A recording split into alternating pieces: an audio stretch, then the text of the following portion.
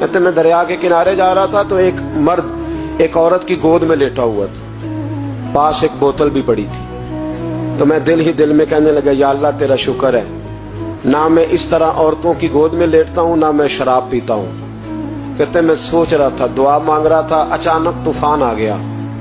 एक कश्ती दरिया में आ रही थी, वो कश्ती डूब गई, 5 मुसाफिर गिर गए।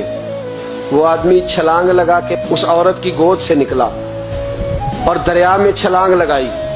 2 दफा उसने गोता लगाया, 4 बंदे बचा लाया।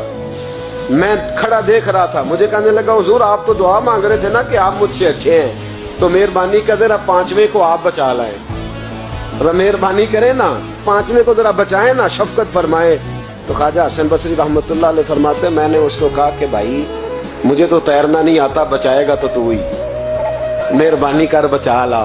कहते वो छलांग लगा के अंदर गया और 5वें को भी बचा लाया और आके मुझे कहने लगा, हुजूर आपने एक ज्यादती की, मुझे हकीर जाना, मैं तो आपसे फैज लेना चाहता था और आपने मुझे बदकार और शराबी समझ लिया।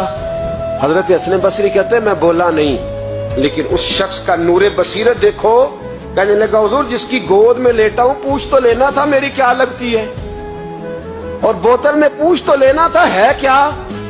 फरमाया बता दे। कहने लगा, जिसकी गोद में लेटा हूं ये गैर नहीं, ये मेरी माँ है, और बोतल में मैं सिरका लाया हूं। मेरी माँ ने मेरी तरबियत की है, मैं सुबह से शाम तक दरिया के किनारे बैठा रहता हूं, जो मुसाफिर उतरता है मैं नौकरी करता हूं, अगर रोटी की जरूरत हो तो खाना देता हूँ, सिरका देता हूँ, घर जाना हो तो वो घोड़ा बंधा है मैं छोड़ के आता हूँ।